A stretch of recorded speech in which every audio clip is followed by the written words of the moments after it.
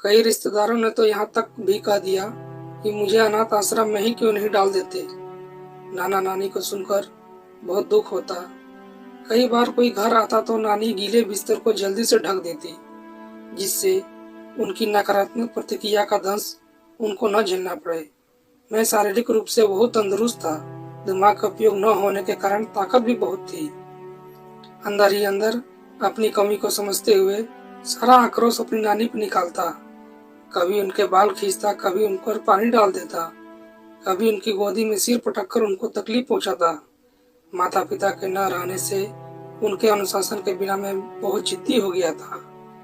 मैंने अपनी नानी को बहुत दुख दिया, लेकिन इसमें मेरी कोई गलती नहीं थी, क्योंकि मैं मंदबुद्धि बालक था। नाना नानी ने आर्थिक कष्ट सहे इस प्रकार से कि मेरा सारा खर्च मेरे पेंशनधारी नाना पर आ गया। कहीं से भी उनको सहयोग नहीं मिलता था। उन्होंने मेरा अच्छे से अच्छे डॉक्टर से इलाज करवाने में कोई कसर नहीं छोड़ी। वैसे भी मुझे किसी भी चीज की कमी महसूस नहीं होने दी। नानी मेरे भविष्य को लेकर बहुत चिंतित रहती थी और मेरे कारण मानसिक आघात सहते सहते थक कर असमय ही 65 वर्ष की उम्र में सदा के लिए विदा हो गई। उस समय मेरी उम्र 18 वर्ष की रही होगी। अब तक मानसिक और शारीरिक रूप से मैं काफी ठीक हो गया था।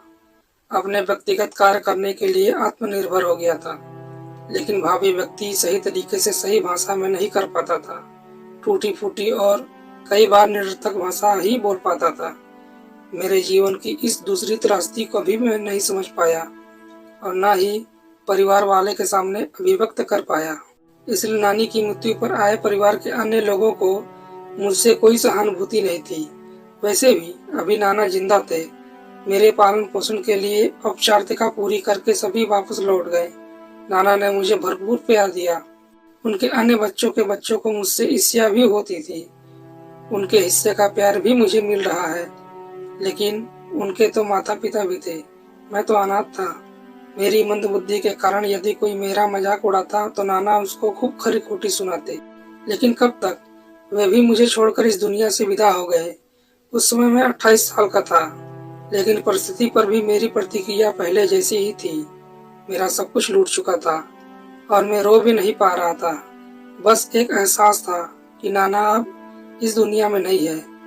इतनी मेरे अंदर बुद्धि ही नहीं थी कि मैं अपने भविष्य की चिंता कर सकूं।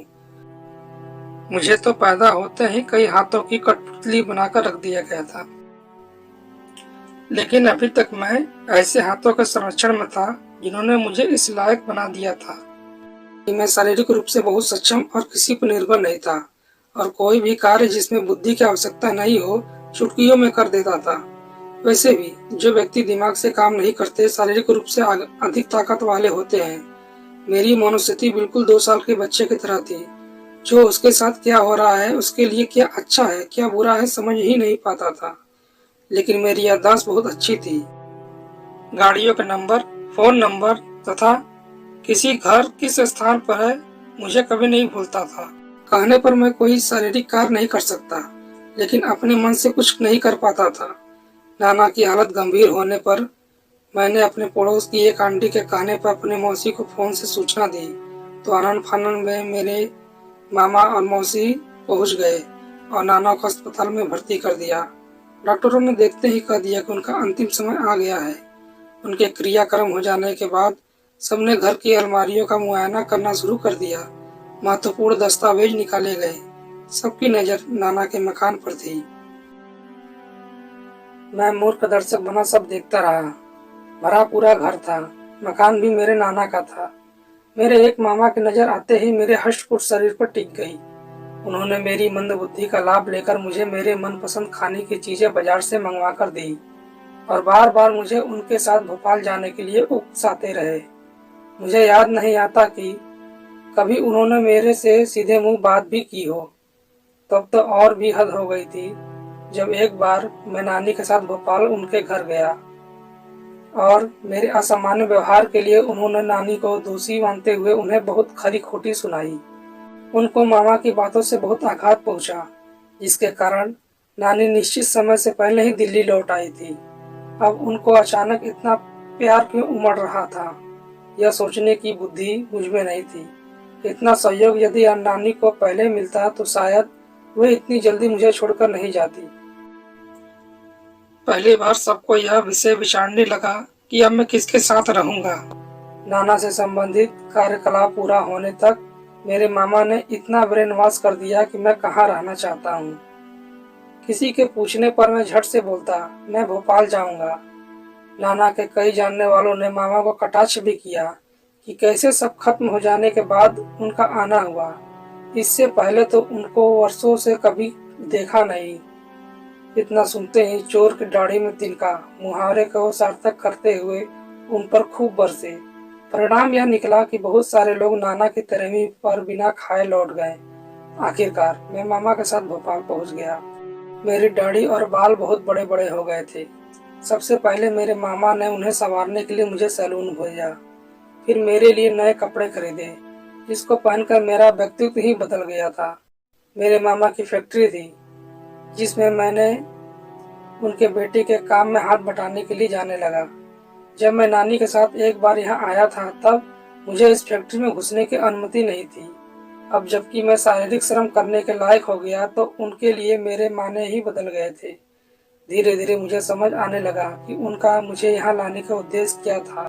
मैं चुपचाप एक रोबोट की तरह सारा काम करता।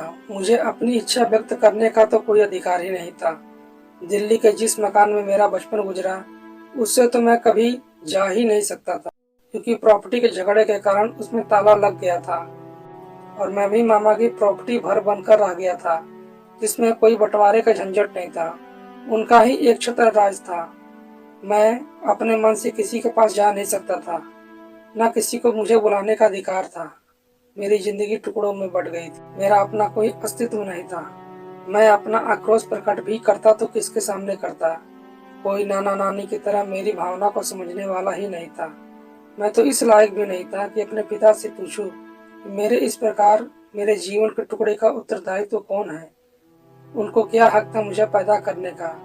मेरी माँ अंतिम समय में मेरे पिता की ओर इशारा करके रोते हुए मामा से कह रही थी, इसने मुझे बीमारी दी है, इसको मारो। लेकिन प्रतिक्रिया स्वरूप किसी ने कुछ नहीं किया। करते भी तो किससे, जब तक उनको मेरी माँ से प्यार होता। काश मुझे इतनी बुद्धि होती कि मैं अपनी माँ का बदला अपने पिता से जरूर लेता। लेकिन काश ऐसा कोई होता जो मेरा बदला जरूर लेता, जिसके पास बुद्धि है।